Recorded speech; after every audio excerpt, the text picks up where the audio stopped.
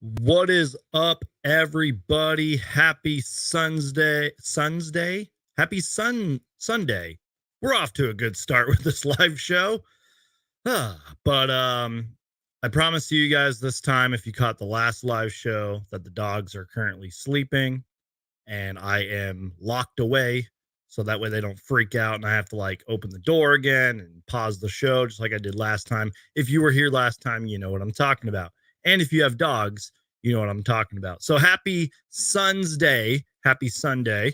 And we got lots to talk about, you guys.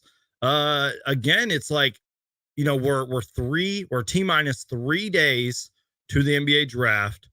And there's just so many rumors, so many, I'm going to put this in quotations, reports, and just a lot of discussions going on and a lot of things that are happening. And I'm like, man, we have to at least get one more live show before the NBA draft. Now, obviously, if there's like big breaking Phoenix Suns news on Monday and Tuesday, which is, 2 days before the draft, obviously I will go live. But this is probably going to be my last live show, at least until the draft, because I kind of want to rest. I want to recharge and relax, because if you guys are watching along live, I have a poll going in the YouTube chat about what I want to do for at least day one of the draft. And long story short, I'm figuring out if I either want to go live for all 30 picks, so it'd be like a 3-hour live show, if not longer, or just go live kind of closer to pick 22. So go vote for that. You can also vote on my Twitter, which the link is scrolling down here. Just search Suns Geek and you'll find me. And it's also on my YouTube community page. Most likely, I'm probably going to go live for all 30 picks. I mean, it's good engagement with you guys. It's good for the channel and for the algorithm. And I know there's going to be a whole lot of draft shows and all that on other channels, but screw it. I want to go live. So that's probably what we're going to do. Anyways, with all of that out of the way, real quick, you guys, as always, I have some water out of my awesome Suns mug. I'm trying not to drop it because I don't have a lid on it. I also got some electrolyte water right here. And I don't really drink Starbucks anymore. I don't really drink that much coffee anymore anyways, but I decided to treat myself because I had a gift card. So I got a dragon fruit refresher thing. So with all that being said, all that stuff out of the way, cheers. Delicious. Thank you guys for allowing me to be here for you guys to talk about all the latest Phoenix Suns news and rumors right before the draft. Okay, you guys, let's start with this. So I believe on Friday, there was a report that came out about Eric Gordon. And there was also a report today that came out about Eric Gordon, but I will get to that. That he was, quote, 50-50, end quote, on a return to Phoenix, according to a source close to the veteran guard, but also is interested in a Rockets return. Now, I think this came from The Athletic, or it might have come from the New York Times, I believe, but I did screenshot this. I think it was Mark Stein who had this, if I'm getting this correctly. So as you guys can see on the screen here, let me just full screen this so I can see it. Okay. So they're talking about with free agency, 72 hours after the draft, which, by the way, you guys, yes, free agency is literally 3 days after the draft. They're talking about like Alec Burks, Gary Harris, blah, blah, blah. And then you go down a little bit. Free agent Eric Gordon, quote, is 50-50 on a return to Phoenix, according to a source close to the veteran guard, but is also interested in a Rockets reunion. Other names like Sacramento's Malik Monk are on the line for big payday, blah, blah, blah. Now, that's the only thing here that was written about Eric Gordon. But there's a little bit more, you guys, and I'm going to pull it up. So I'll leave that on the screen so you guys can read it. But then Gambo, who's gotten lots of things right, and we're gonna talk about Gambo a lot here because he's usually right about a lot of stuff when it comes to the Phoenix Suns. So again, this either comes from Mark Stein, so that's what that says about Eric Gordon. So then Gambo quote tweeted Evan's tweet here, And let me just share my screen. Give me a second here, you guys. Sorry, you already know the drill. One man show. I need to get like one man show Suns Geek t-shirts or something because I say that like a million times. So Gambo tweets this out. And let me just pull this up. Okay, cool. Gambo tweets out, I do not expect Eric Gordon to be back with the Phoenix Suns next season. Now that's nothing new because Gambo he likes to joke around and call himself the Reaper because he's always shutting down trade, rumors and trades and all that. But it was reported today. Now, I don't exactly know where Evan Cedry, and I hope I said his name right, Cedry.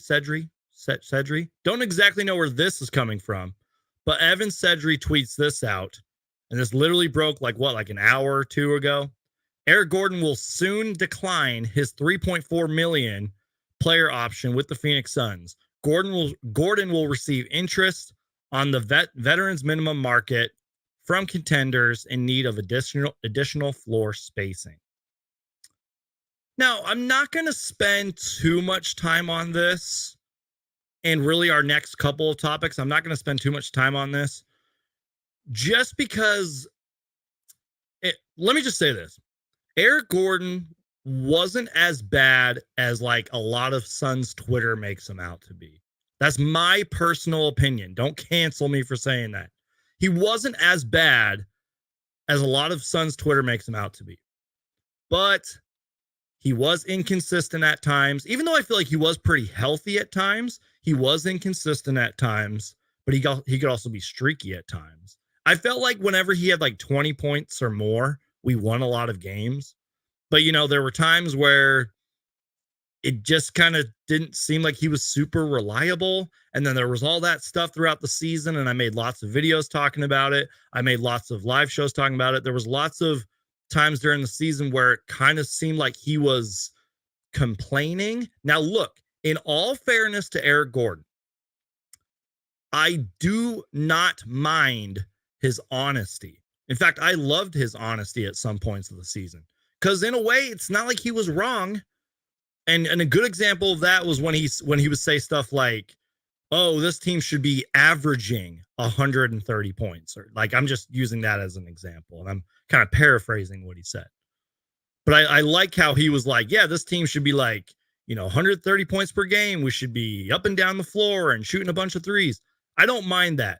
But at a point, it did seem like he was complaining a lot. Like there's that famous meme or graphic where he's like, I came here to win, but all I do is score or something like that. So if this report is true from, Mark Stein, Evan Cedry, Gambo, and all that, I think it's okay for both sides because wasn't Eric Gordon only on like a minimum contract or something like that, if I'm remembering correctly? It was a cheap deal. And he can obviously go to another contender who needs floor spacing and three-point shooting and a veteran on their team. Maybe there is such thing as a Rockets reunion. I don't want to spend too much time talking about the Rockets, but they won like 21 more games, I believe, this season. And even after Alfred Şengün went down, they went on that 11-game winning streak and almost made the play-in tournament. And their whole thing this season was defense.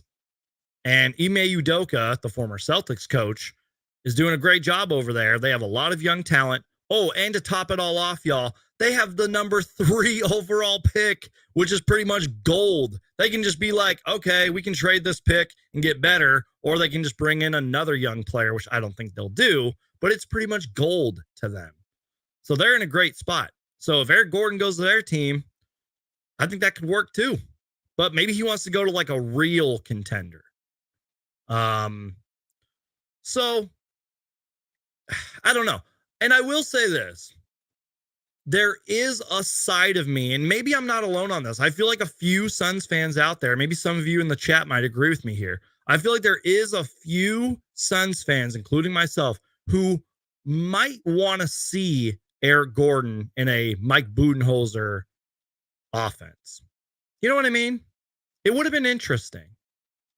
Maybe he played, but maybe he'd be more consistent. Maybe there'd be more 3-point shots going up. Maybe he'd be a little happier and not complain so much. I don't know.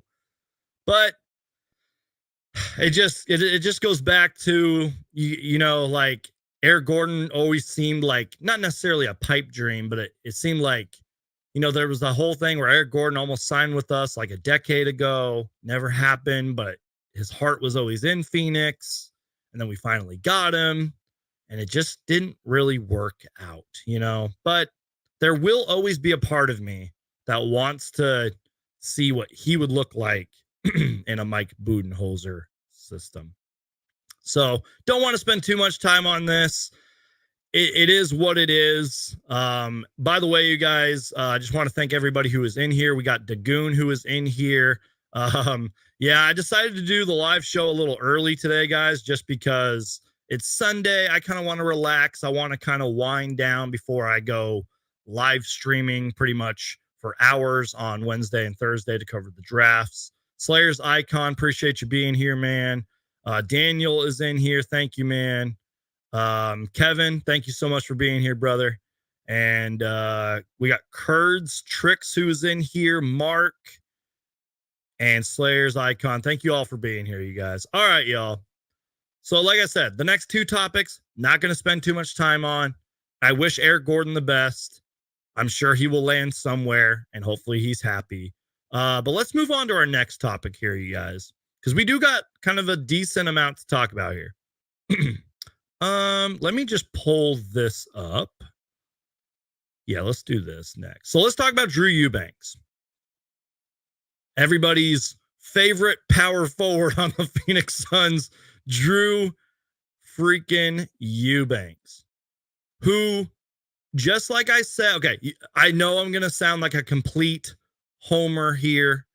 I know I'm going to sound like a Phoenix Suns like fanboy here. I'm going to sound biased. I'm going to sound delusional. Just like I said with Eric Gordon.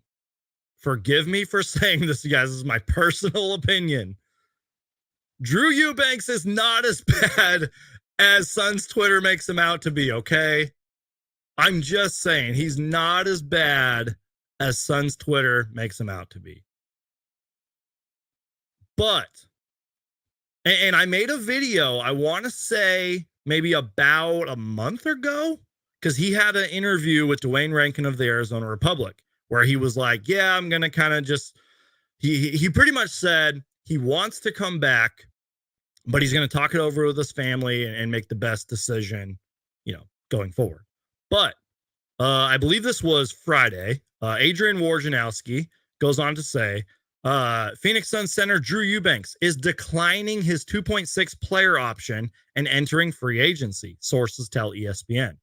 After signing a one-year deal with the Suns, Eubanks averaged 5 points, 4.3 rebounds in 75 games. Now, somebody fact-checked me on this, and I forgot who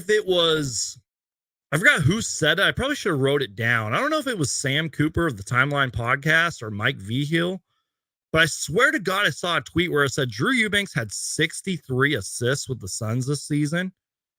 That's crazy. And even though he only made like 2 or 3 of them, he shot 100% from 3. So technically, he was the best 3-point shooter in the NBA this season. I'm totally kidding. But it's true, though. And it's funny. He's actually he's actually percentage-wise has had 3 different seasons where he's shot 100% from the 3. But anyways, Drew Eubanks. A lot of people are happy he's gone.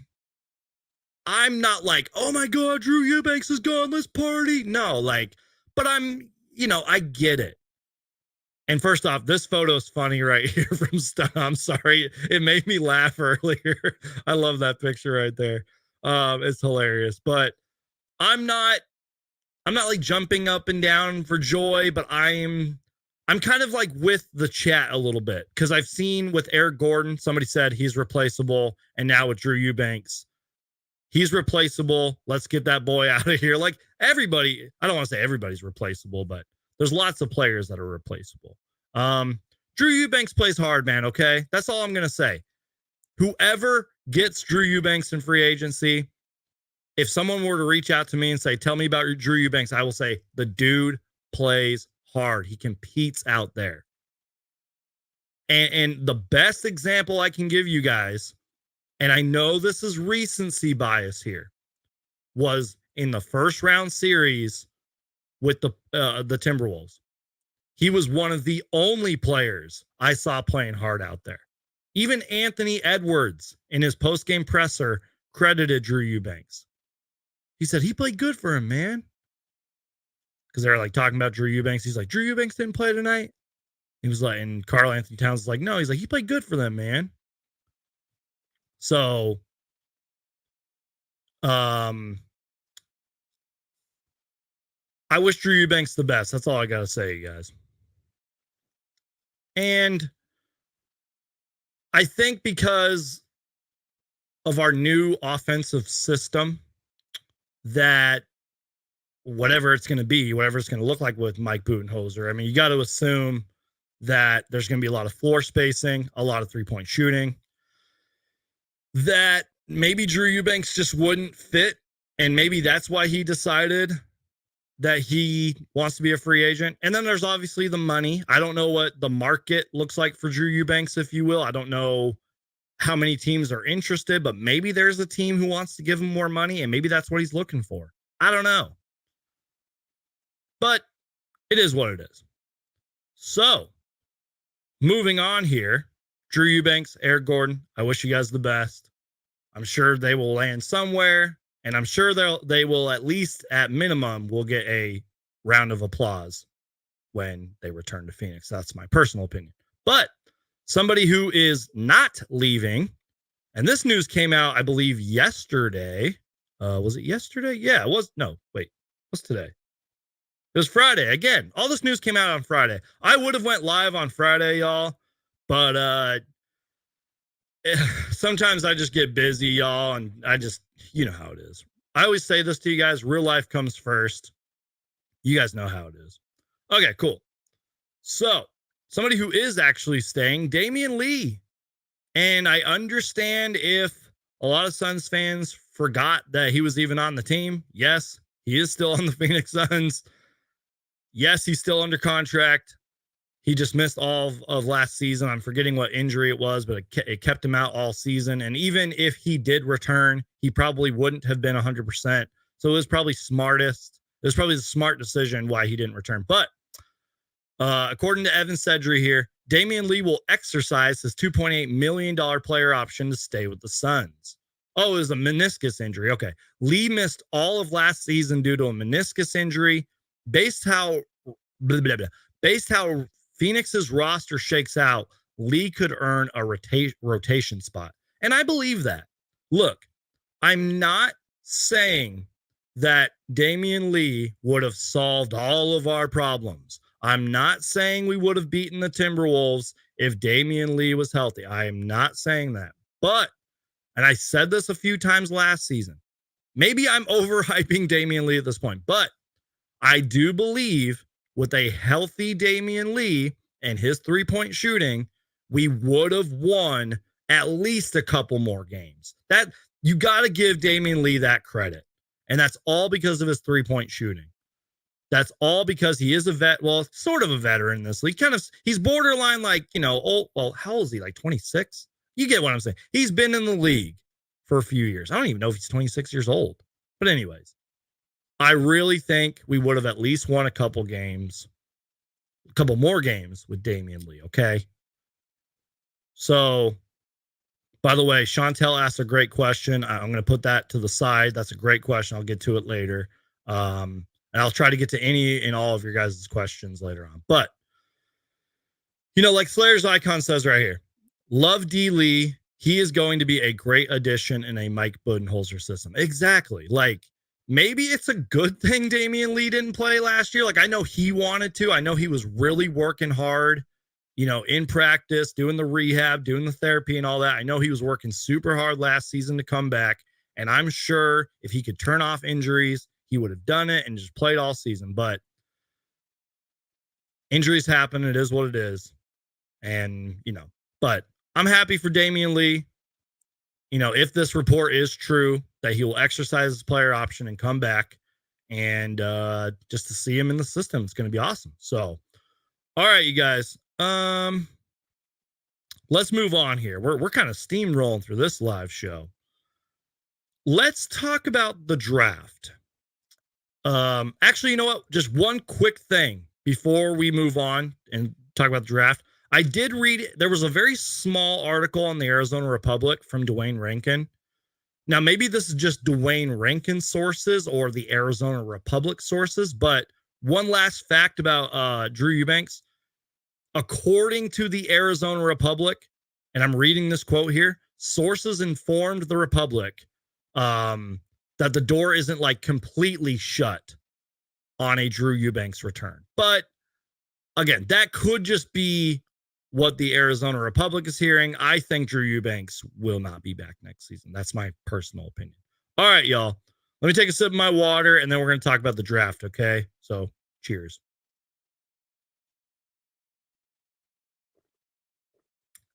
Delicious. Let me know what you guys are drinking in the chat.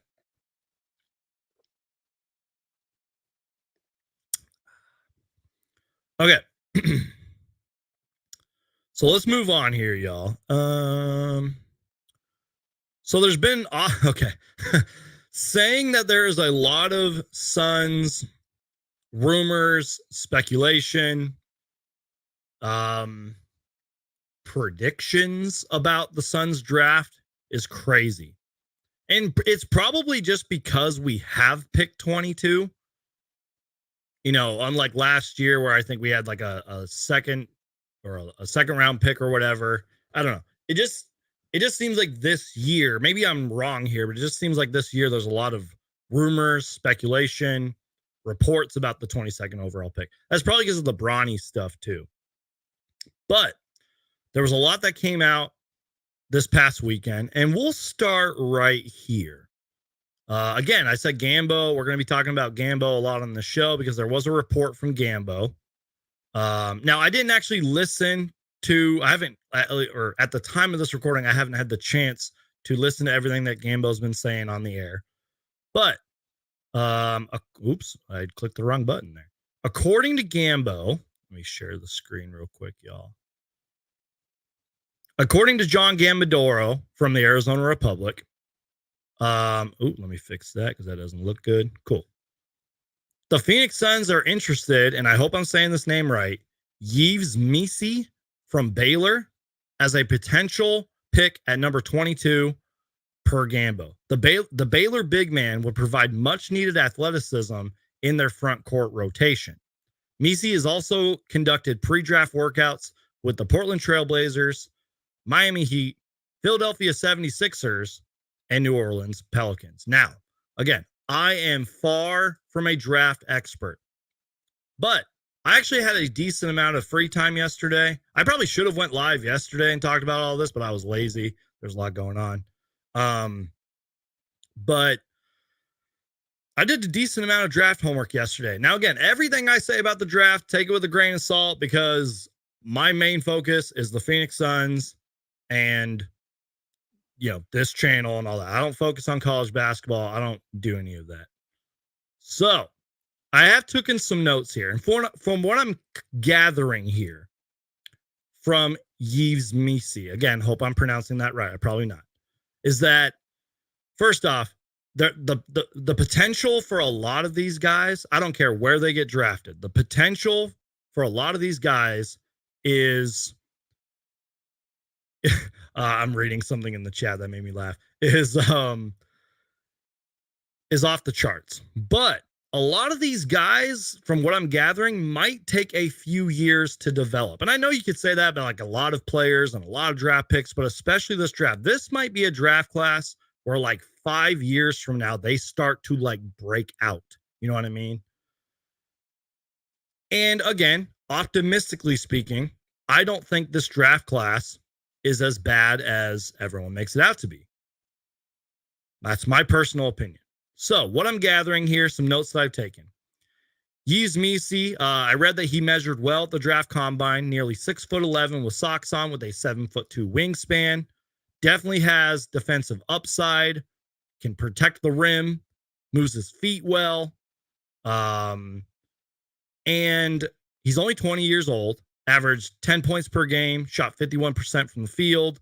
Now, the free throw shooting might be a concern, 61% from the free throw line, 5 rebounds, 1.5 blocks, and could be a project type player, but with a ton of upside and has a lot of the skills that the Phoenix Suns need.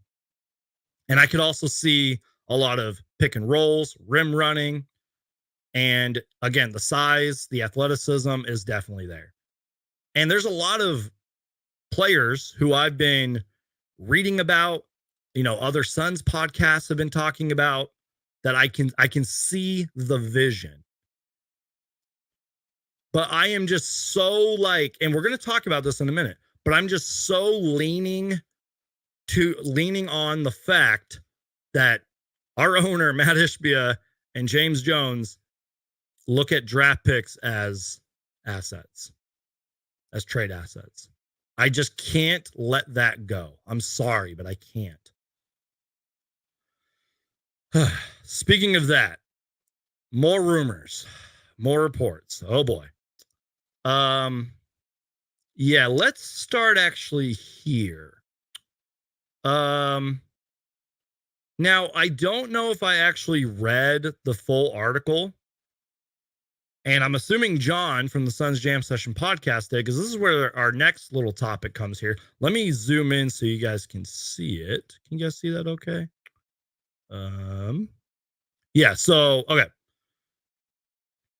Now, this comes from Jake Fisher, who I actually had on this channel once before, and I would love to get him back on again. Newest from Jake Fisher, quote, Phoenix is a strong candidate to trade down the number 22 overall pick, or trade down from the number 22 or 22 overall pick. If Phoenix can find avenues to move down in the first round while picking up additional second round picks, the Suns could wisely find more future ammo to make trades down the line, close quote. So let me reread. Let me try reading that again. Now per Jake Fisher, Phoenix is a strong candidate to trade down from the number 22 overall pick. If Phoenix can find avenues to move down in the first round while picking up additional second round picks, the Suns could wisely find more future ammo to make trades down the line. That's coming from Jake Fisher of Yahoo Sports. And there's just, it's so difficult to keep track of everything that's being reported or rumored or speculated. It is so difficult, y'all. We're just going to have to see. The way that I'm looking at it, and I kind of talked about it earlier, is I still am leaning, and I cannot let go of the fact that the Suns could trade this pick. But in the scenario that the Suns keep this pick, at least temporarily keep this pick, I could see a trade down scenario. Speaking of that, you guys, this is a fun. Now, I was going to do a Twitter thread of this later, but I went down a little rabbit hole last night, if you will, and I wrote down all of the teams that have 2 or more picks.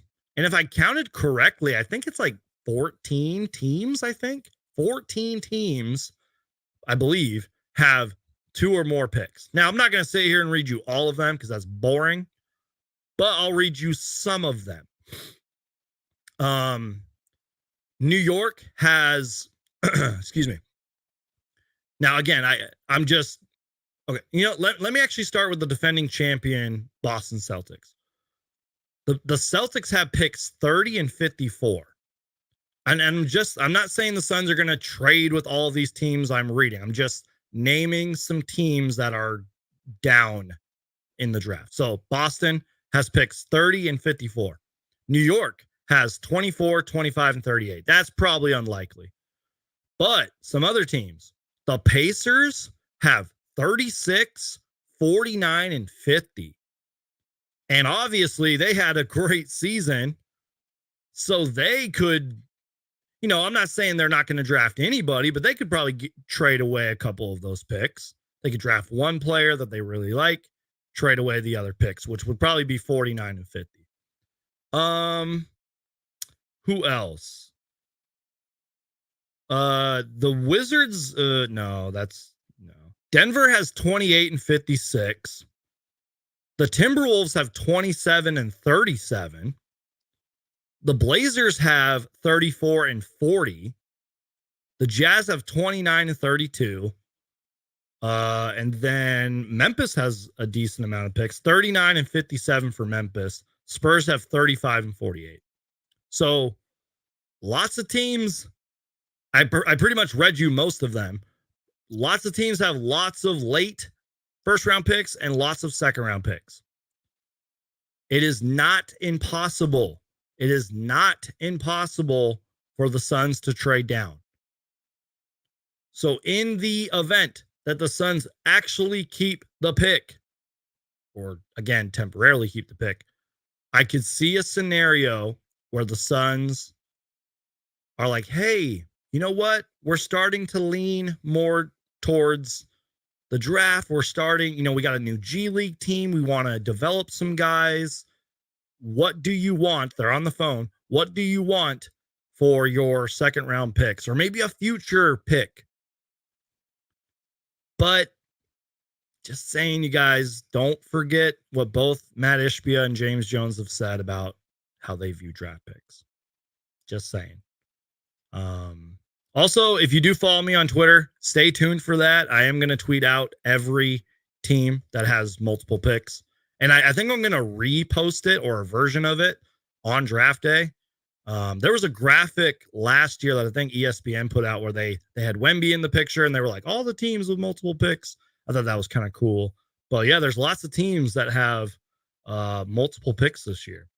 So, speaking of the draft, let's see. Yeah, let's go right here. I've seen kind of some mixed, I'm not going to spend too much time on this. I've seen kind of some mixed reviews on this player. Not saying he's a terrible player. If he goes in the top 25, it would make sense. But Gambo also said, is the screen, wait, what's going on with the screen? Here we go. Yeah, there we go. Let's go right there. Cool. Gambo also said that he rules out, now I hope I'm saying this name right, Kyle Filipkowski from Duke. He rules out that Kyle Filipkowski will be for the Phoenix Suns at number 22. And then it goes back to the Yves Missi thing. Baylor's Yves Missi is one of the top 5 prospects the Suns are interested in at number 22, Gambo says. And I thought I would mention that because we've obviously on this channel have talked a lot about Tyler Kolek, who I love Tyler Kolek as a prospect. I would love if we drafted him. But as the days have gone on and as I've had more time to do what I call, quote, draft homework, there's a lot of prospects that I really like. I'm not saying like the Suns need to draft this player and we'll have a great season if we do. I'm not saying that. I'm not saying like these prospects that I like are, my favorites and the Suns should draft them and we need this player. No, I'm not saying that. But there's just a lot of players that I see the vision. And most recently, besides Tyler Kolek, most recently the player that I now see the vision on, and I am literally late to the party on this. I've seen so much of Suns Twitter and some other Suns podcasts talk about this guy. And I'm actually trying to find out, where did I put his notes? I got so many notes, y'all. It's crazy. Where was it? Well, maybe we'll talk about him later because I'm completely having a brain fart right now. I need more of my Starbucks. Hold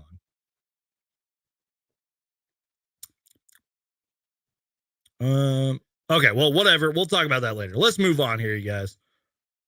Speaking of draft prospects that Suns Twitter loves and that I'm starting to come around on, there was one name, and I'm literally having a brain fart. I can't find it.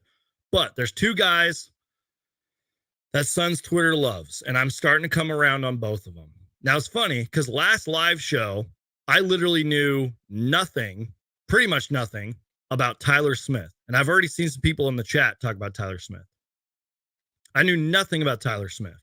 But according to Kevin O'Connor from The Ringer, who, if you want real like draft expert stuff, whatever that draft analysis, that's what I'm trying to say. I can't talk clearly. Check out Kevin O'Connor from The Ringer. He's got, his draft board on, I think it's like theringer.com. Great stuff with him. And he does a great podcast and everything and all that stuff. But anyways, according to Kevin O'Connor, the Suns hosted Ryan Dunn and Tyler Smith for a pre-draft workout yesterday. Dunn and Smith joined Tyler Kolek in the same workout in Phoenix. All three prospects are under serious consideration to go number 22 overall. Now, speaking of that, maybe, just maybe, and I want to make sure I'm getting this right. Kind of like I said earlier, maybe this is just the Arizona Republic talking here. Whoever has those sources and connections from the Arizona Republic.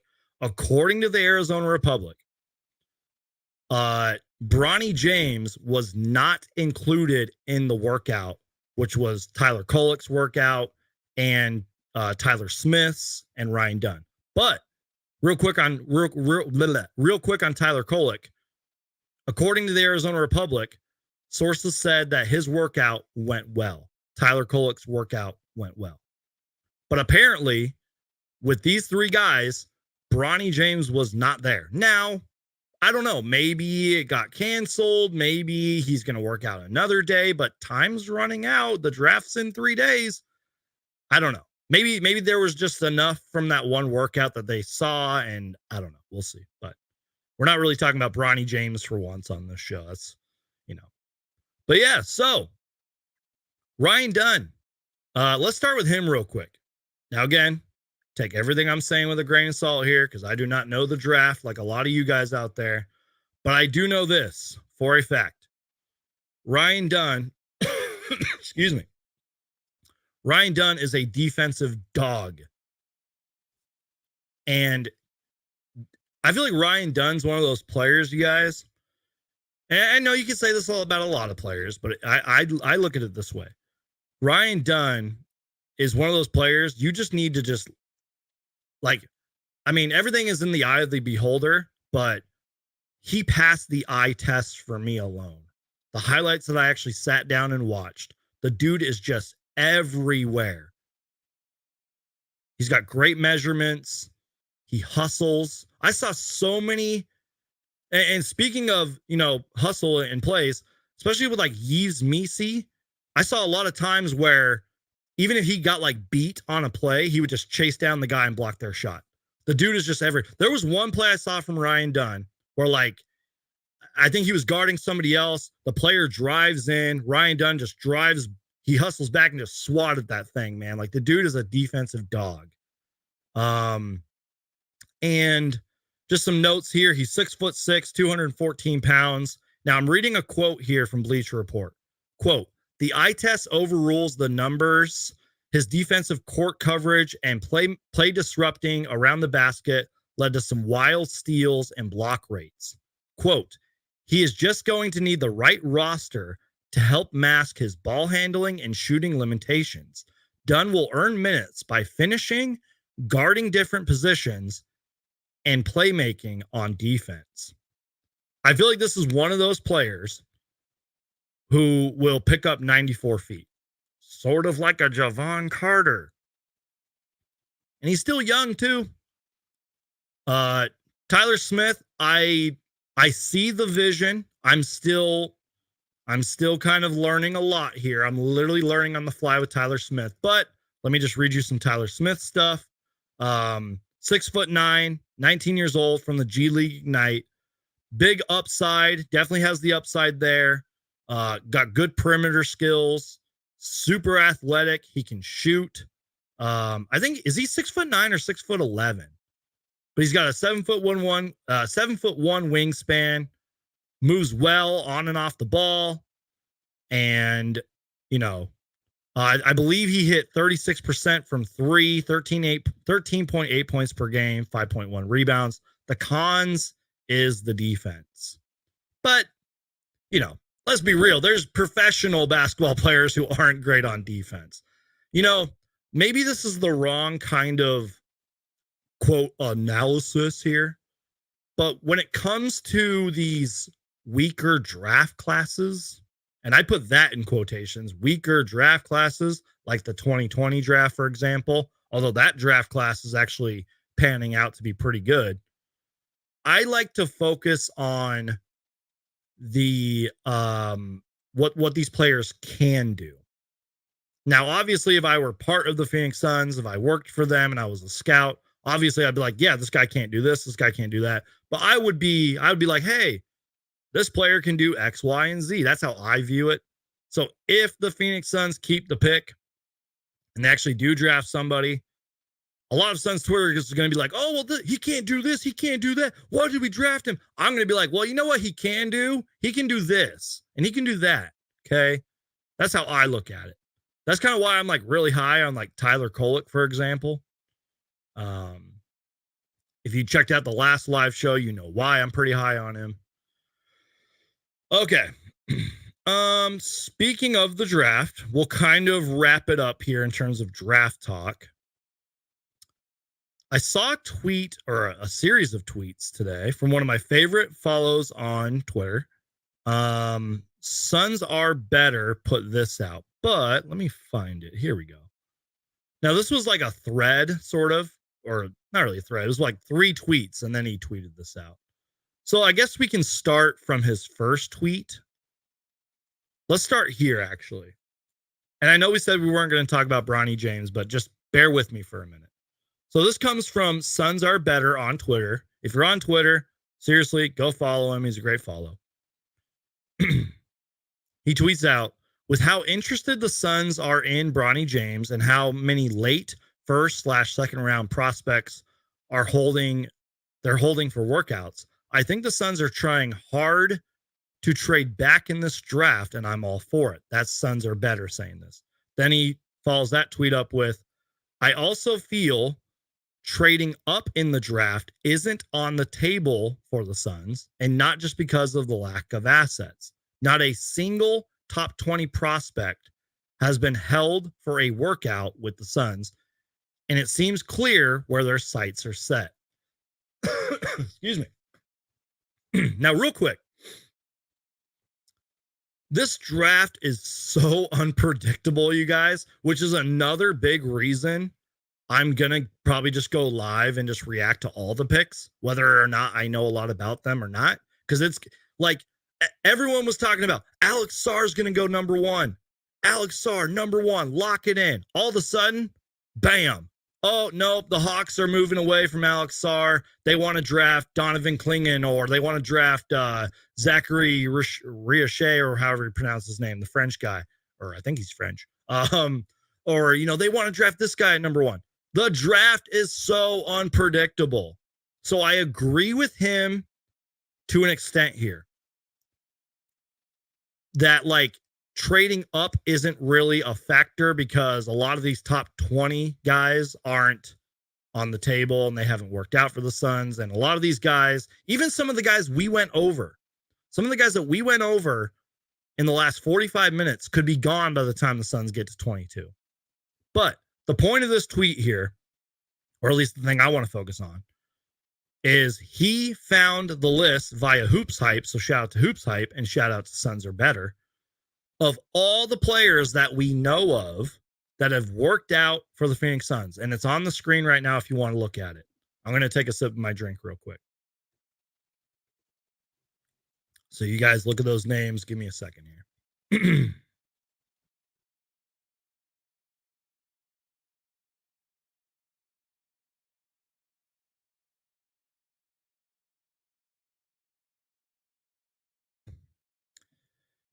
Okay, sorry about that, you guys.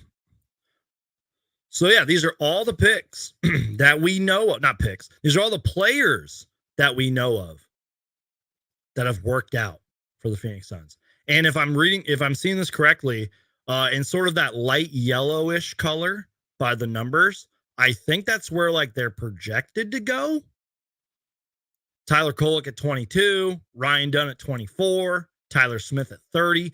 Jalen Tyson is somebody who I've talked about a decent, not really even a decent. I've talked about him once on this channel, and I really like Jalen Tyson, you guys. I don't even care if the Suns don't draft Jalen Tyson.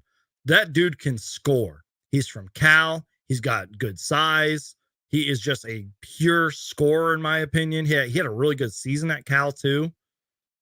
And I was texting my friend Ben Parker, who's been on this channel before, and I want to read you guys a text about Jalen Tyson. Now, Ben covered Cal for a very long time.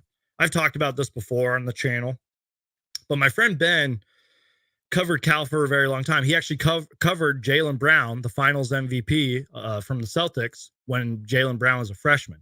So I reached out to him and I was talking to him. I was like, hey, Jalen Tyson had a workout with the Suns, because obviously he did.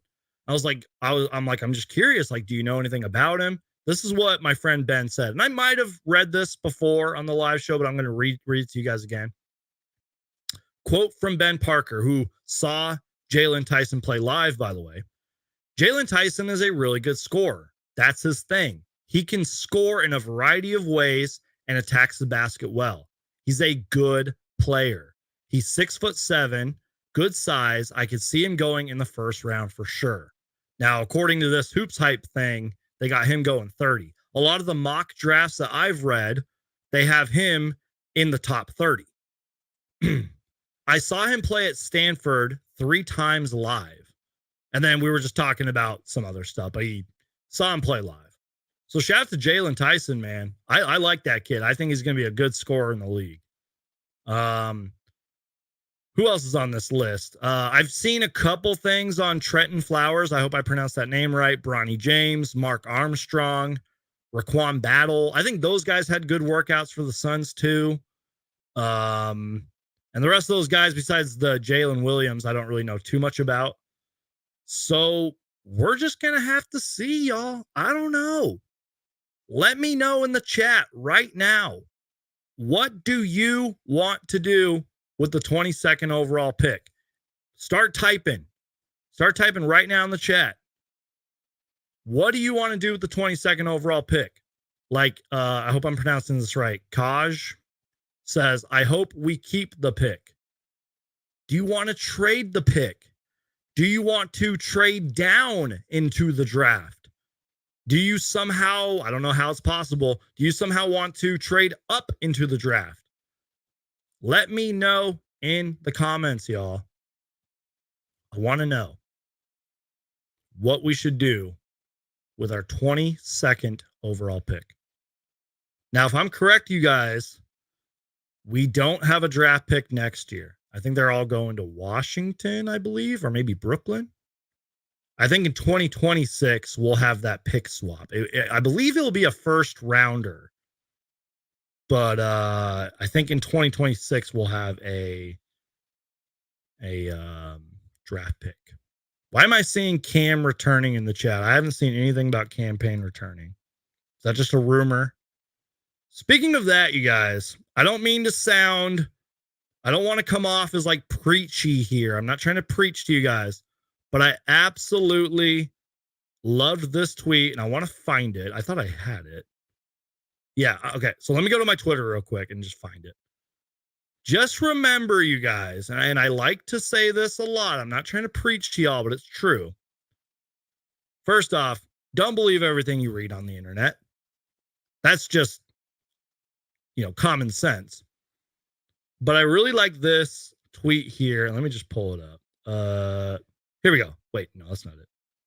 This comes from, sorry, I had it earlier and now I lost. Here we go. Howard Beck, who Howard Beck covers the NBA, senior NBA writer for The Ringer, does a lot of other good stuff. I love this tweet from Howard Beck. I retweeted it, and it is so true. Predictions are not reports. Predictions are not reports. Predictions are not reports. Predictions are not reports. Thank you for coming to my TED Talk, says Howard Beck. Predictions are not reports, you guys. Just because you see something like, hey, I would really like this guy, I could see the Suns go get this guy, does not mean it's like a report. You know what I mean? And I know some of you might backfire that on me and be like, well, Suns Geek, you're always talking about this and you're always talking about that. That's what we do here, y'all. But I'm not out here being like, oh, the Phoenix Suns are interested in this guy and we're going to trade for this guy and the Suns need. No, I'm not doing that. I'm playing the messenger here, if anything. But I agree with Howard Beck. Predictions are not reports. I could predict that LeBron James and Bronny James are going to both play for the Phoenix Suns in 2024, but it may not happen. I could predict that Kevin Durant's going to finish his career with the Phoenix Suns. I could predict that Devin Booker is going to score 100 points next season. Doesn't mean it's going to happen, y'all. So, anyway, sorry to go on that rant there. It's just, I loved that tweet. Okay, guys. Let's move away from the draft for right now. Let's move away from the draft for a little bit. And again, I'll try to get to your comments. I'll try to get to your, because there's a few questions and things that I've seen in the chat that I do want to get to.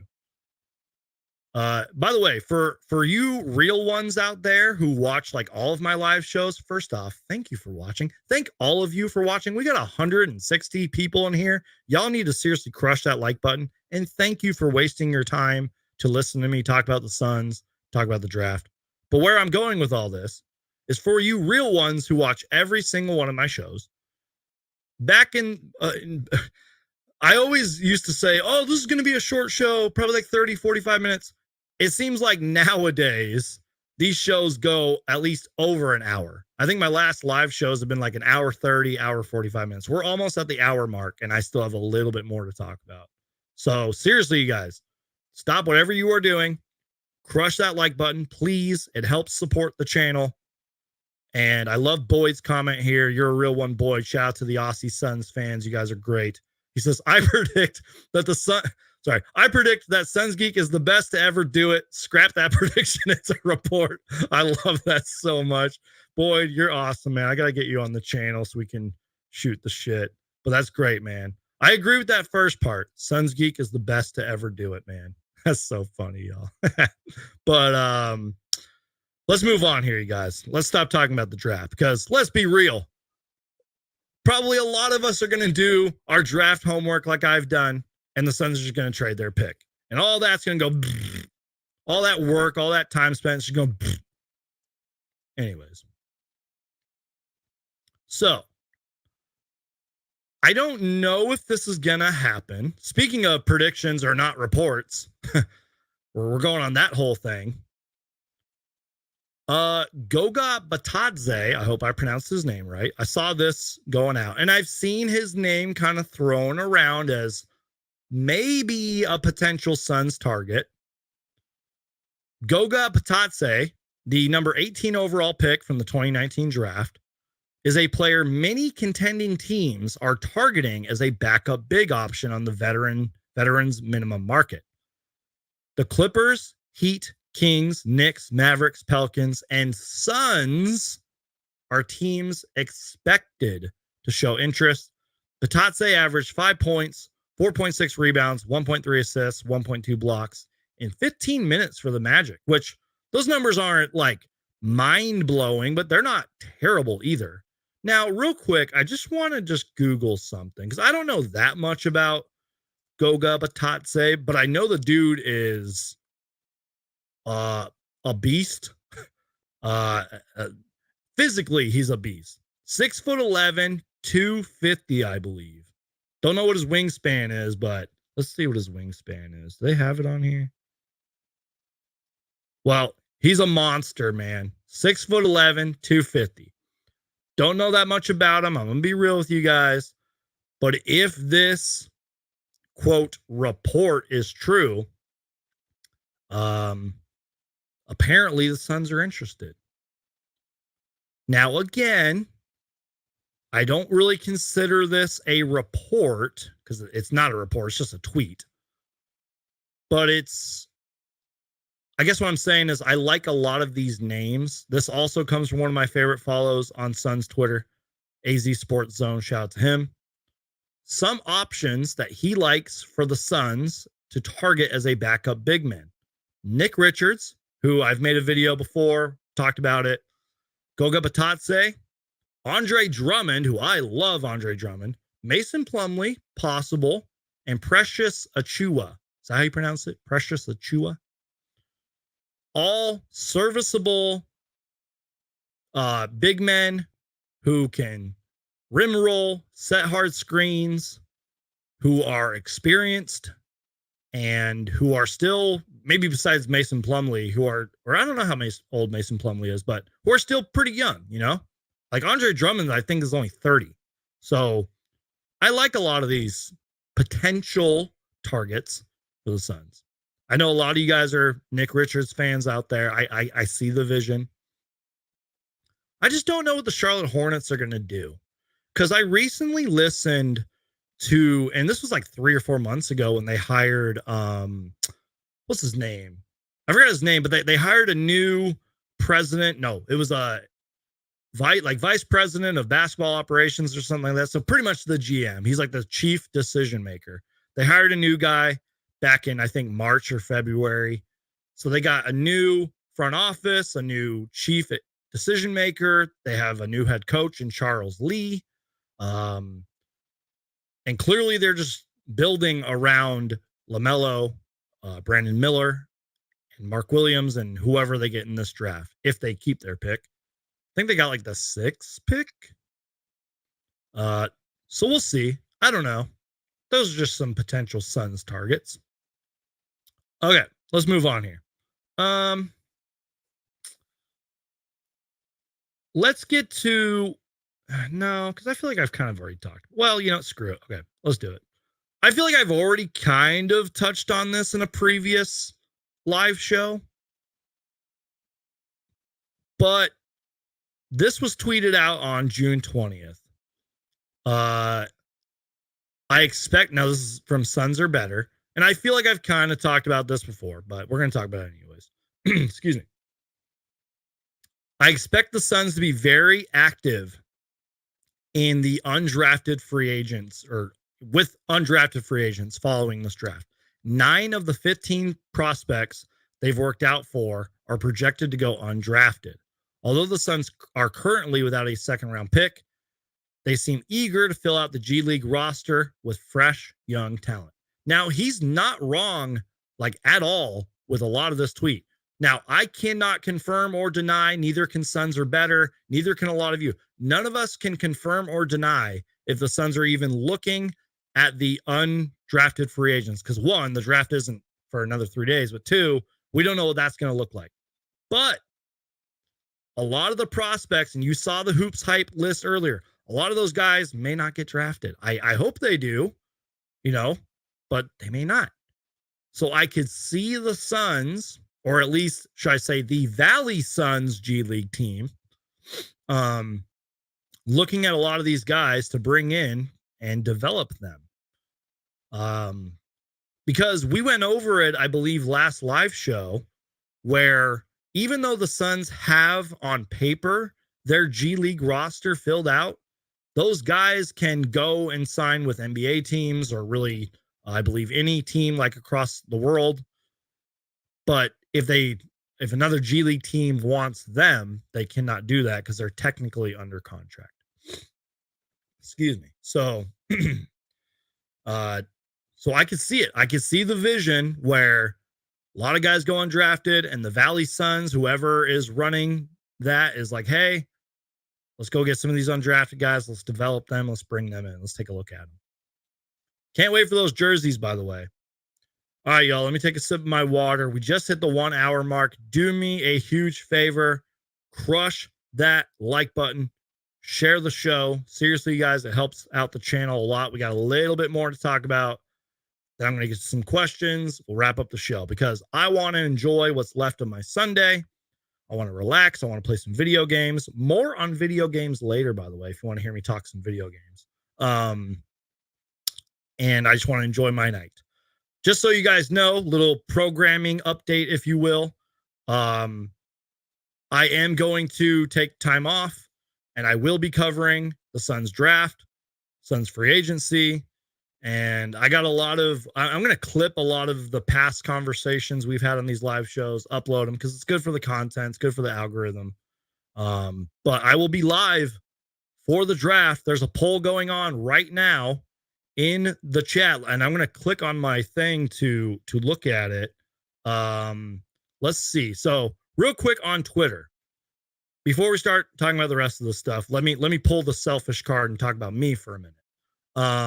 On Twitter, I have a poll going, and let's see what it's looking like, because that tweet surprisingly got a lot of votes. My computer's being slow. What's going on? I'm scared. Sorry, guys. Give me a second here. Things are lagging. How are you guys doing? Tell me what you're doing on this Sunday, Sun's Day. Tell me what you got going on this week. I want to know. Are you like me and you're really excited for the draft and that's all you can think of? Or do you got other things going on? Let me know. Okay, so real quick. So I tweeted this out yesterday. It's on my community page as well. It's in the chat right now, but I tweeted out, should I go live for all 30 picks? Should I go live closer to pick 22? Or should I just do whatever the heck I want? There's 81 votes so far, and 39.5% of you want me to go live to react to all the picks. Nearly 31%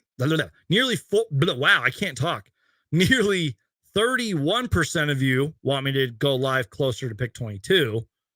And 29% of you, and including Mike B here, say, do whatever I want.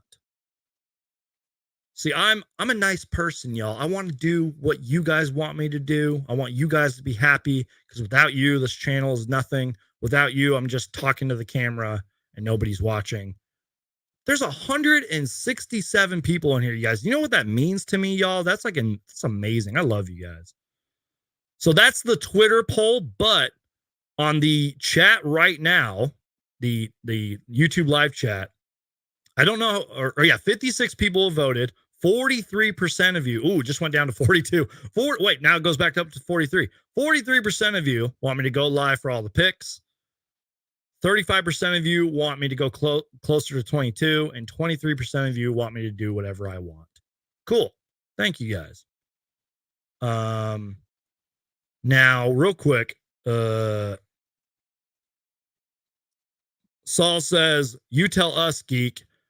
Big Merc 83, around the end of the lottery, about right pick 15. I think that's kind of what I did last year. I think I went live like after the lottery.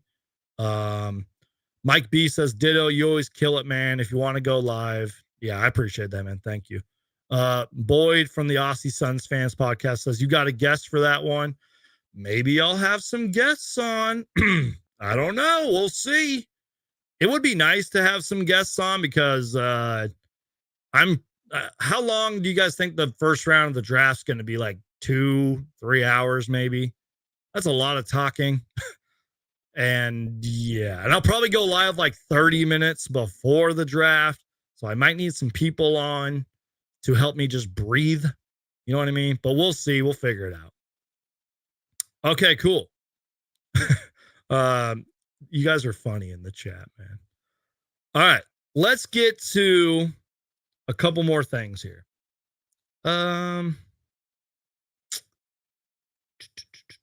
Okay. You know what? Let's get to some comments in the chat.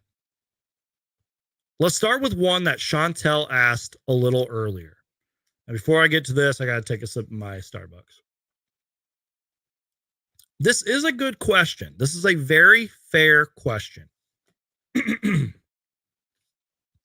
Hey, Suns Geek, are you concerned that Royce and Bull haven't re-signed yet? Not really. maybe I'm a little optimistic about this. Not really, because first off, for Royce O'Neal, there's already been lots of reports, I believe, from Brian Windhorst, I think Woj or Shams, and from somebody else who there's been lots of reports that have said Royce O'Neal is going to re-sign for like whatever per year, like 10 million per year, blah, blah, blah. The reports are out there.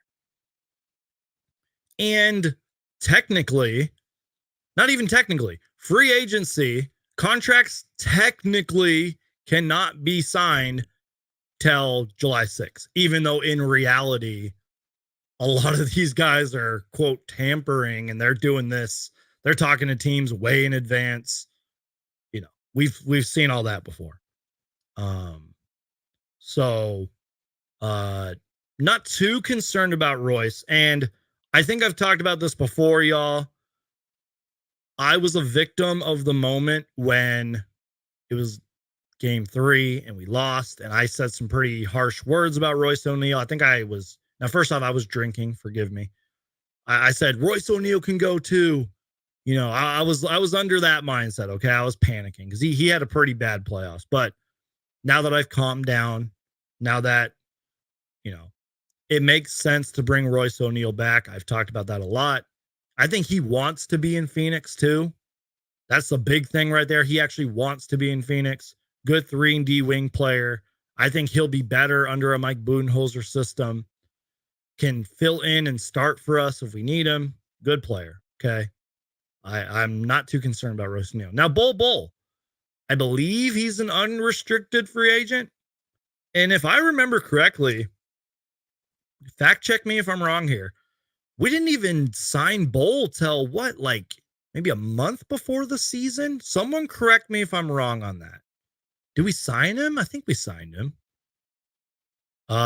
So we'll see. Bull. I think the only thing Bull is doing right now is trying out, and he'll definitely make it for the was it Sudan Olympic team? Is that where he's from? I think he's on their training camp roster.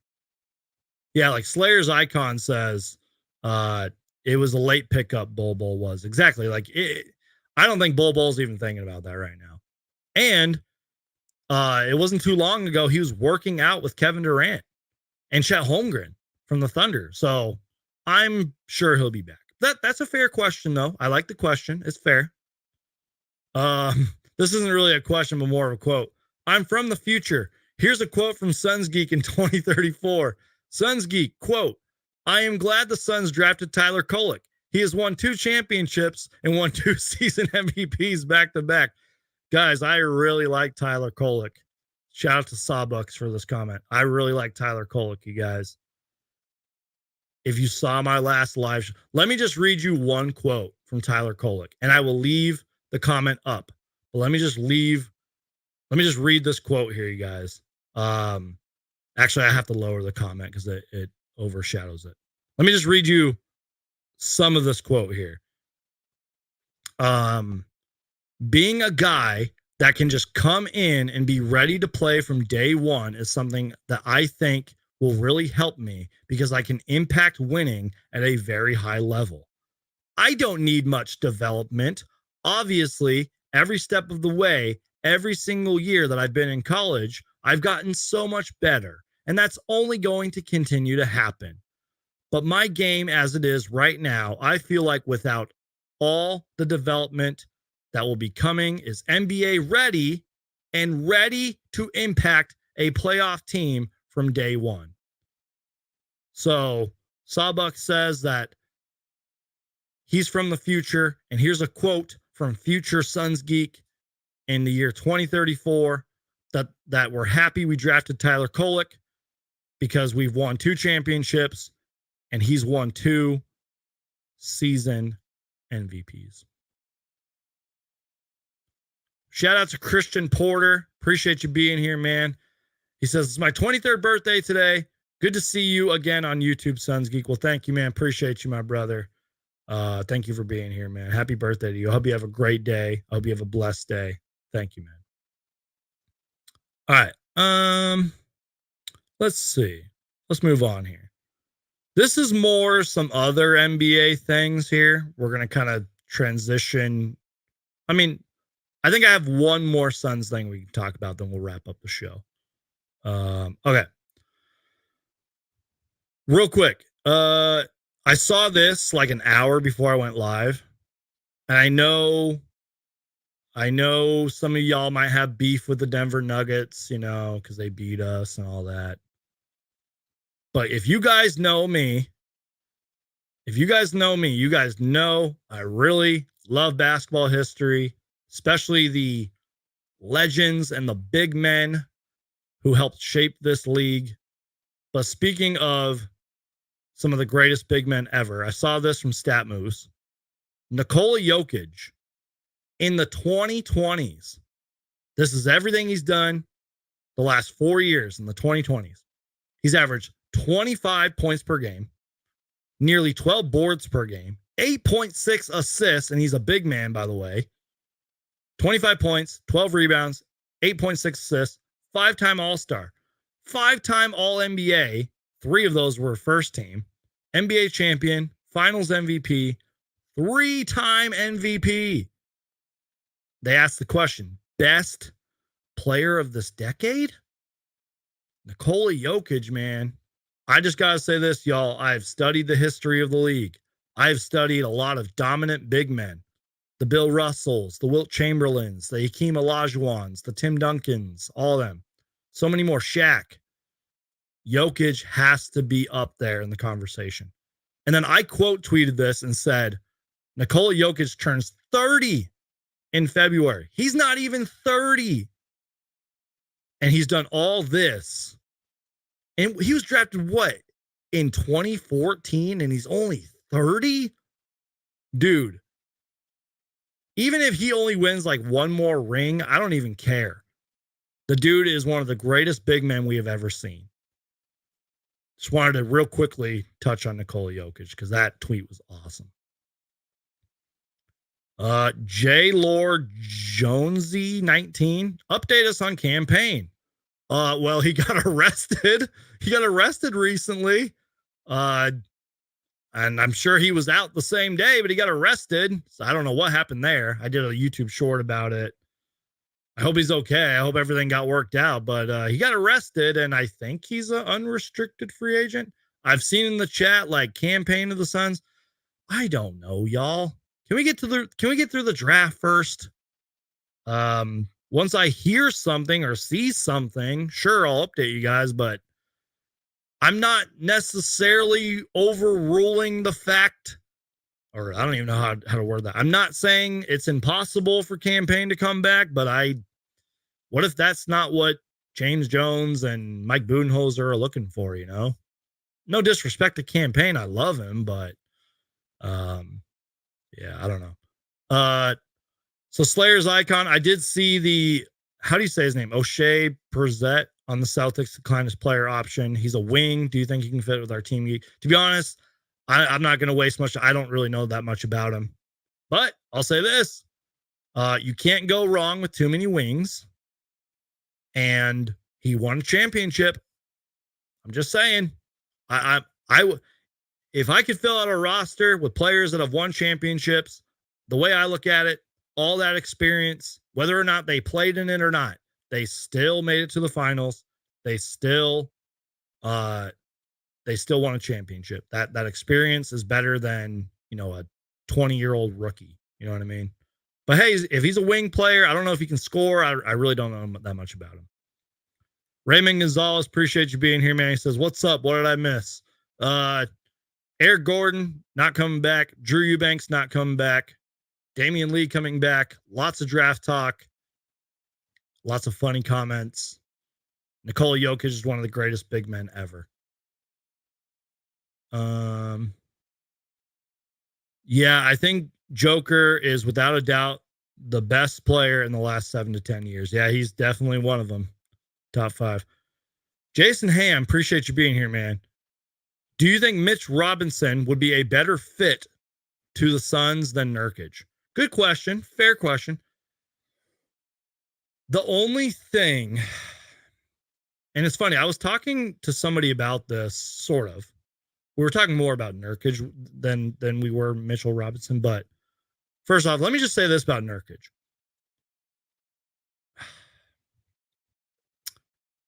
I won't, this is my personal opinion. I won't be disappointed if he comes back next season.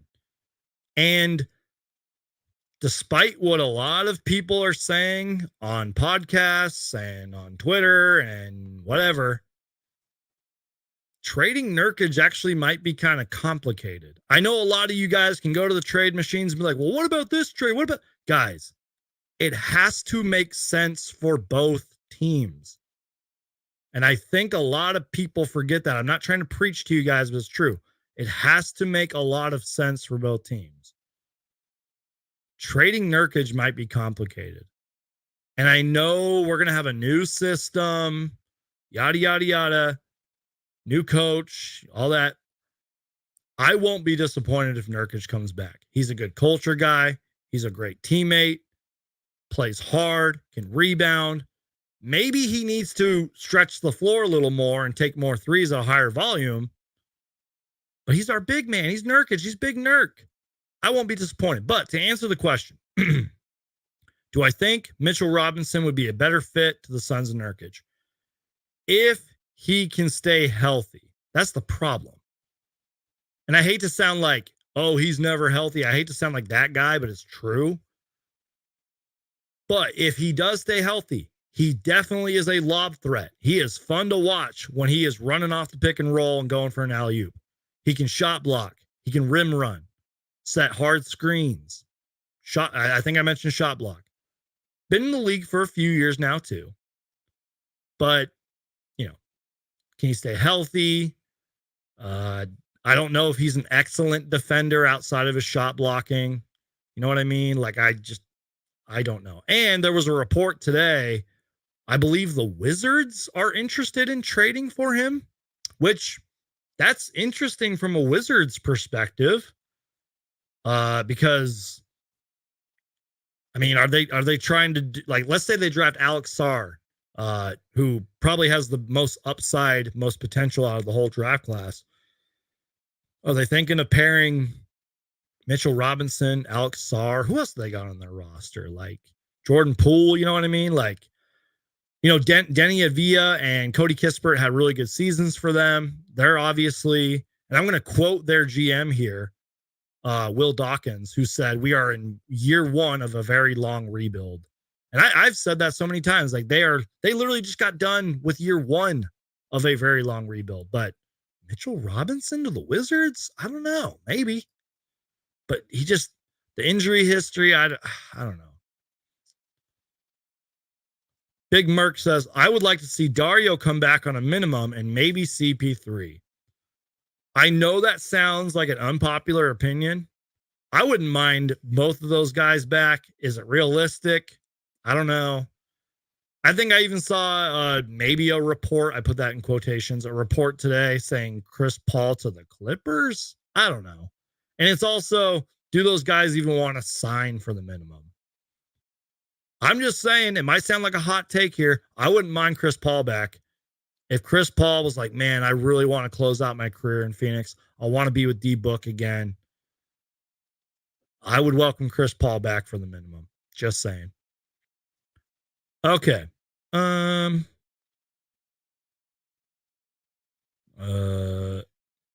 What Matt Ish... Wait, hold on.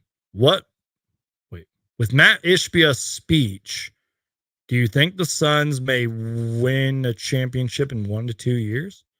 Yeah, I think the Phoenix Suns can win a championship every year. I'm that delusional. I'm that biased.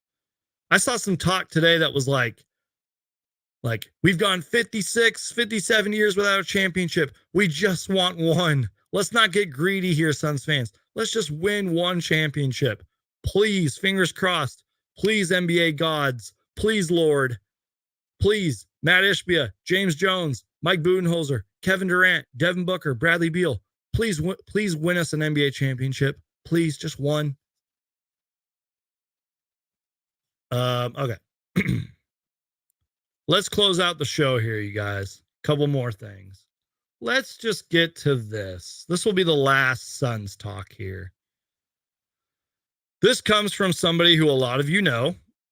I've met him before. I've been on their show one time. Very nice guy. You guys know Espo. He's awesome. Great follow on Twitter and everything. Shout out to Espo from PHNX. Tweeted this out earlier. The Suns won't fix all of their roster issues in the draft. I 110% agree with that. Here's what the Suns need to do, though. This is per Espo PHNX.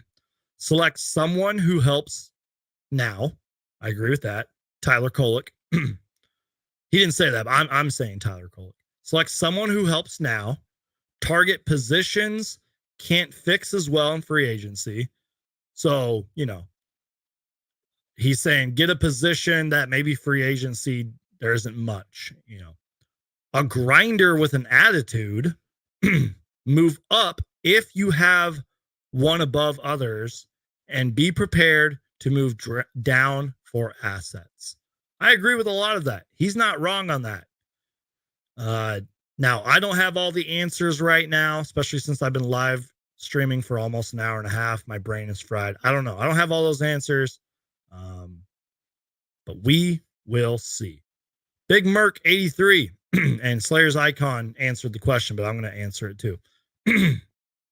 What day is the draft? Good question. Wednesday, June 26th is round 1 of the NBA draft. Round 1. They are doing it for the first time ever where they are splitting up the draft days. And I know it sounds like an unpopular opinion. I love it. And I love it for all 30 teams. Well, maybe I'll say like all 27 teams because there's some teams that don't even have a draft pick. There's some teams like the Boston Celtics, for example, that don't really need to do anything in the draft. So they can just trade away their picks and focus on free agency in the offseason. I don't know I think it's probably on ESPN. I'm sure it might be on another channel as well. But yeah, so day 1 is June 26th. Day 2, a little earlier. You know what? I'm just going to Google it. Give me a second here, you guys. Day 2, though, is Thursday, June 27th, NBA draft. Here we go. Yeah, so Wednesday, Thursday, June 26th and 27th. What are the channels on? Hold on, give me a second here, you guys. Yeah, ESPN's going to show it first and second round. ABC will have the first round as well. Those are the networks that will show it. So ABC and ESPN. Well, ABC for the first round anyways. And it's going to be a little earlier in the day. Here we go. Frequently asked questions, FAQ. So day 1, June 26th, starts at 8 p.m. Eastern time. That's like 7 my time, I believe. Probably 6 o'clock Arizona time. And then day 2 starts at 4 p.m. Eastern time. And I think it might have been Tim Reynolds made this point. The reason for that, I don't think the NBA was expecting it, or maybe they did. Maybe they had no control over it, but there is a presidential debate that night. We're not going to talk politics on this channel. So they have to get that done kind of early in terms of ratings. Now, I was talking with a friend recently who was like, and I'm not trying to say anything bad about him, but he was like, I don't like how they're doing the second round of the draft. The ratings are going to drop, blah, blah, blah. I get it. But I like how the NBA is experimenting. And with this draft class kind of being a weaker draft class and potentially lots of teams trading their picks, we can see a lot of activity. And that's also another reason why I like it. Teams can now take care of the first round, shut the phones. Well, not really shut the phones off, but go home and rest. Because I'm sure lots of teams are going to be on the phone. There's that famous Joe Dumars picture where he's got like the 2 phones, They can take, what I'm trying to say is they can take another 12-ish hours to process everything. And they can also take time to see how things play out. Maybe a team's like, hey, we're moving away from the draft. Take all of our picks. Or maybe like, I don't know, who's a popular trade target? Like maybe Trae Young gets traded or DeJounte Murray gets traded on draft day or whoever. I don't know. So we'll see. I like how they're doing days 1 and 2 of the draft. And if the ratings are fairly well, I hope they do it again next year. And it's also good for content creators as well, because obviously we have a lot more content. At least I do. I have a lot more content I can do. Back-to-back live shows. Speaking of day 2, by the way, I did talk about this on my community page. Day 2 is going to be a little different. If I decide to, which I'm pretty sure I will, I don't know if I'll cover the whole second round, but I want to go live and just kind of react. And let's say the Suns like have 1 second round pick. Obviously, I'd be live to react to that, but I'll probably just do like a Q&A. We'll talk about all the news and reports and rumors. We'll do what we normally do, but it'll be more NBA focused. That day 2 show will be. And we'll do like a fun Q&A. We can get to know each other here, and maybe I'll have guests on. I don't know. It's kind of hard to get guests on because a lot of the people I want to get on here have their own channels to run. So yeah. Okay. My notifications are blowing up, but it's just Instagram stuff. By the way, follow me on Instagram. Follow me on Twitter. TikTok. I call it TikTok. All the links are scrolling by. They're in my description. Give me a follow, you guys. Also subscribe, comment, like. You guys already know the drill. Seriously, guys, it really does help. Every time you crush that like button, every time you share the show, even if it's just a word of mouth thing, like check out Suns Geek on YouTube, like that seriously helps me a lot. Okay, cool. Let's wrap up the show.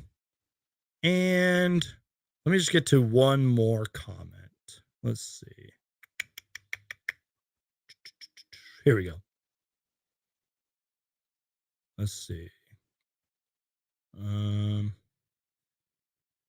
I doubt this happens. I'm not saying you're wrong, Jason, but maybe before, yeah, this is a wild take. Maybe before the KD trade, they could have traded Cam Johnson and some picks for. Oh, okay, he's talking in the past. Okay, maybe before the KD trade, they could have traded Cam Johnson and some picks for Brandon Ingram. I think they would have been deadly in the mid range. My brain's fried. I can't even process that though. I don't think. I don't know. I see the vision, but I don't know. Mike B says Nazir Little, and 22 for Cody Kispert. I can't talk. Nazir Little and 22 for Cody Kispert, and the Washington Wizards pick 26. Suns might need to trade 22 and 31, but get seconds back as well. Cody Kispert in 26, draft Tyler Kolek at 26. Okay, there's a lot to unpack there. First off, I believe Washington also has pick 52. Now, here's why I said that. That pick was our pick. So technically the Suns will be making that pick, but it's for Washington. Does that make sense? If I'm getting that correct. Either way, they own our pick. They could draft the next Michael Jordan at pick 52, and it's going to Washington no matter what, unless Washington trades it, which I don't know if they can do that. Anyways, the only thing I would say about this, and to each their own, it's your opinion, it's my opinion, whatever. Cody Kispert, I can't even pronounce that guy's name. He had a really good season for them this year. Sort of maybe even a breakout season. So I don't think they're going to let him go. But I could maybe see them trading pick 26. Worst case scenario, I could definitely see Washington trade pick 52. If they're allowed to do that. Because the whole, was the Stephen rule, whatever it's called. So it's not out of the realm of possibility. And I see the vision.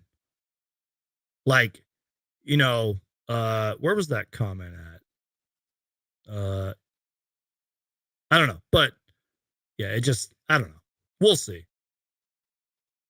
Imagine Tyler Kolek at 22, then use Misi next, then as a flyer as last. Yeah, like I see the vision, but like Mike B says, Suns with Grayson Allen, Damien Lee, Cody Kispert killing it from 3 would be solid. Exactly. But I just think because Washington, because he had a really good season, like I don't think he's going anywhere, unfortunately.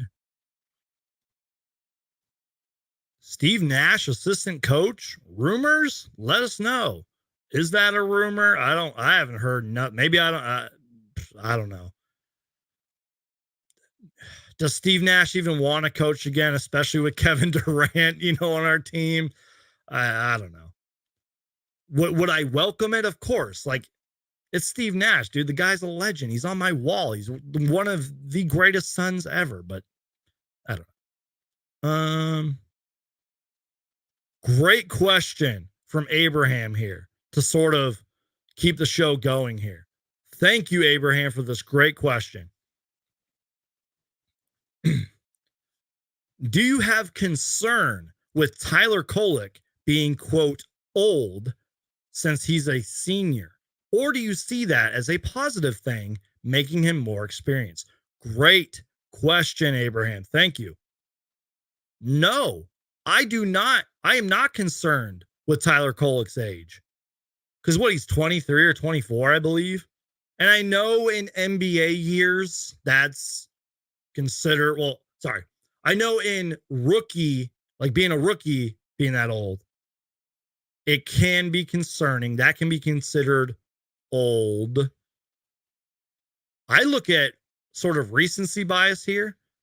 Cam Johnson was considered old, and we saw how that worked out. Cam Johnson played pretty damn well for us and was, he brought the maturity to the team and played very well for us, shot the hell out of the ball, shot lights out and all that. I don't mind that at all. And let's be real. Like, yeah, there's talent, there's upside with these like 19, 20, 21-year-old kids, but like you kind of want that experience, especially on a contender. Now, if Tyler Kolek goes to like a team that's like rebuilding, maybe that would be a concern there. But even then, like for a rebuilding team, you want as much experience as you can get. So great question, Abraham. I think that's a fair question. Me personally, I'm not concerned. Okay, cool. Thank you, Jason. I appreciate you, man. I've really enjoyed this live stream. You have a blessed week coming up and the rest of your day. You're so nice, Jason. Thank you so much, man. I appreciate you. God bless you, brother. Thank you, man. Cody Kispert. Thank you, Mike. I can't say that name. Cody Kispert. Cody Kispert. Mike B., you're the man, geek. Love the show. You're always first class, man. Thank you, my brother. I appreciate you, man. Thank you, Big Mark 83. Thank you, Sons Geek. Love the inside. Thank you, man. You guys know me. I keep it real, y'all. I try to keep it as real as I can, you guys. Like, I'm nobody famous, y'all. I'm just a guy who has a YouTube channel, talks about the Suns. I'm a fan first. I love doing the content. I love creating videos and live shows for you guys. But at the end of the day, I'm just a fan, y'all. I don't have media credentials.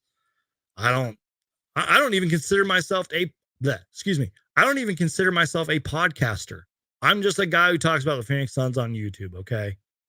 And like I said last live show, sometimes this is a completely different conversation, but sometimes I understand the clickbait for it doesn't even matter for NBA creators, any kind of creator. I understand the clickbait, but you will rarely get clickbait out of me, y'all. Sometimes I clickbait in the thumbnails a little bit, but like I'm not going to do that, y'all. I'm going to keep it as real as possible with y'all. Tell it how it is. If I don't know something, I'm going to tell y'all. So appreciate you guys. You guys are awesome. All right, y'all. Let's move away from basketball for a minute. Let's see. Okay, before we move away from basketball, Suns need an older ball handler who can get the ball to our big three. Exactly. As the main ball handler, I would like some experience handling the rock. Exactly. Mike B says, that's what makes it fun. It's like a brother at the bar who knows how to ball that we can talk to. Exactly. And then finally, Big Merc says, Ryan Dunn with that third mid 20 pick. 23rd, 20 pick? Yeah. I get what you're saying. All right, cool. Let's move away from basketball, y'all. This is just the fun part of the show. Let me pull up the sort of graphic. Oh, that's not it. Wrong graphic. By the way, you guys like that like green color right here? I think that green kind of looks cool. I don't know why. I just think it looks cool. All right, y'all. So, couple things, and we're gonna wrap up the show because I'm tired. I want to go enjoy the rest of my Sunday.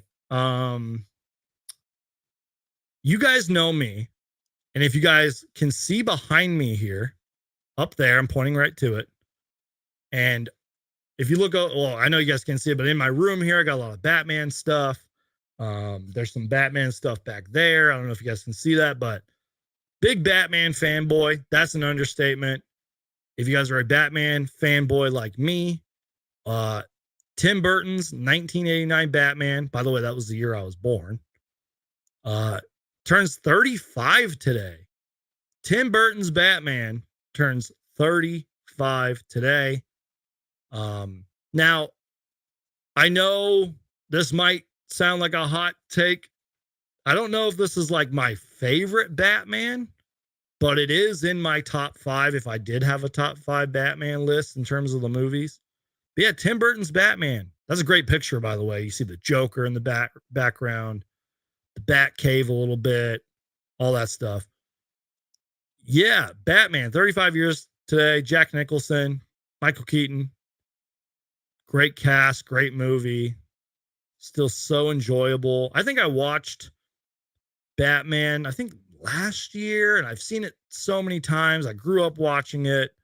The movie back in the day kind of scared me because, like, when I was younger, I was like, how kind of quote dark it is at times.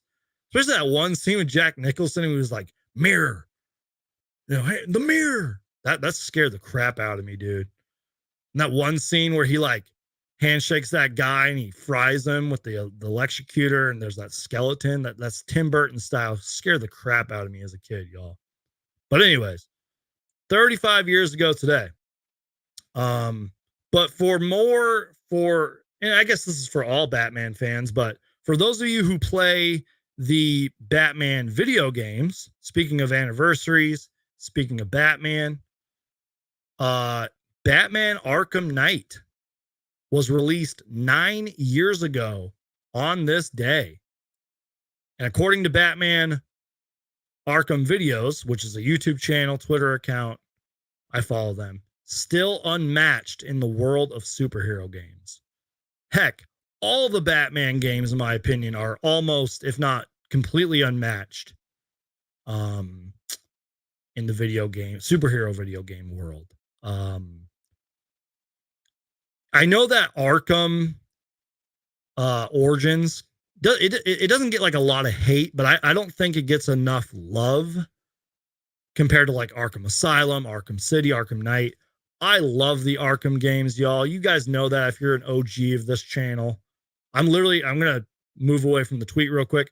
I'm literally holding up Arkham Knight right here. I have it. Now, it's funny. This is the game I've played the least, but I've at least played through this 2 times. And by that, I mean I've played through the whole story, and I've gotten most of the secrets. I think the only game where I've maxed out the Riddler trophies, because they take so fucking long, and there's so many of them, was Arkham Asylum. I can't find all those Riddler trophies. Some of them are just so complicated. They take so long. But all the secrets, all the Easter eggs, throughout most of the Arkham games, I've completed most of them. Yeah, Batman Arkham Knight, 9 years ago today, y'all. And look, I was already a big Batman fan, like growing up and all that. But these games helped me become a bigger Batman fan, if that makes sense. And yes, I am rocking my Batman shirt. If you guys can see that, I love it. Always got to have a Batman shirt. I think I have a few Batman shirts. All right. Let's see.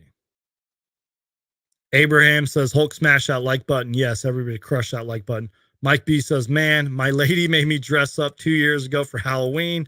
I went as Tom Hardy's Bane. That's awesome. I got all the replica gear dude wore. I'm not that bald though. That's so cool, man. You know what? I don't care what anybody says. I love The Dark Knight Rises. I love that film. I'm not saying it's my favorite, especially the last like 20 minutes of that movie. I absolutely love everything with Joseph Gordon-Levitt's character too. Amazing. And I know a lot of people didn't like it because they're like, "Oh, you're force feeding Robin down our throat." No, it was a nice little Easter egg, a nice little salute to Robin. I loved it. That was such a good movie, man. Jordan, we've kind of talked about this. Appreciate you being here though. But he says, if I was the owner of the Phoenix Suns, what would I do in this year's draft? Tyler Kolek or trade the pick. That's what I would do. So, all right, y'all. I think that's going to be it. I'm going to go enjoy what's left of my Sunday. I'm going to play some video games, and maybe this summer, because we're going to have some time, maybe I'll play one of the Arkham games again. I haven't played. I try to play them I try to play at least one of them either every year or every 2 years. And my memory fails me a lot, but I don't think I've played an Arkham game in like a really, really long time. So I might need to revisit them. Maybe I'll revisit Arkham Knight since it's 9 years old. We'll see. All right, y'all. Facts, one of the best trilogies, no doubt. Tom Hardy and Heath Ledger were legends, exactly. All right, y'all. I'm going to get out of here for real. You guys are all amazing. You already know the drill, you guys. Seriously, if you want to support this channel, if you like what I'm doing here, you want my opinions and insight and honesty, please, the best way to support me is first off just to keep watching. Keep watching no matter what, even if you hate the topic, even if you hate my ugly face, even if you hate what's going on with the Suns, please keep watching because that's all YouTube cares about. They want you watching. They want the numbers. They want all that. They want those numbers rolling in. But seriously, crush that like button. That tells YouTube I'm doing a good job here. You can subscribe. It's totally free. You'll get notified. You can turn on the notifications, get notified of all my videos, doing YouTube shorts, doing all that stuff, videos. A lot of these live shows I'll usually clip and upload just in case you missed the live show or you missed a certain topic. I'll do my best to upload it. And again, quick programming update before we get out of here. Unless there's like big time breaking news, I probably won't go live until draft day, which is in 2 days from now, 3 days from now. Wednesday, July 26th. So I'll be live all day, not all day, most of the day throughout the draft, covering all 30 picks. We'll see what the Suns do. By the way, they cannot trade the pick until draft day. Just so you guys know, they cannot trade it. Maybe you guys will maybe we'll get like 2 streams that day. Maybe if they do trade the pick, I'll do like an emergency draft show and then go live for all 30 picks. We'll see. I don't know. And then day 2, still figuring it out. I might just do a fun little Q&A thing while we watch and react to the draft. We'll see. And then after that, you guys, 3 days after that, free agency. It's going to be nuts. So this is the time to subscribe. This is the time to really help support the channel. And I would appreciate it. I'll forever be grateful for all of you guys. I do not take this for granted. I love you guys. Even though I don't respond to every single comment, I read all of them. So please, you guys, crush that like button. Share the show. I love you guys. God bless you guys. Stay safe out there. Be kind to each other. Love each other. Spread positivity. You guys are amazing. And you already know the drill. Win or lose, Phoenix Suns for life. If it has to deal with the Phoenix Suns, I'm going to make a video about it. Peace out. God bless. And go Suns.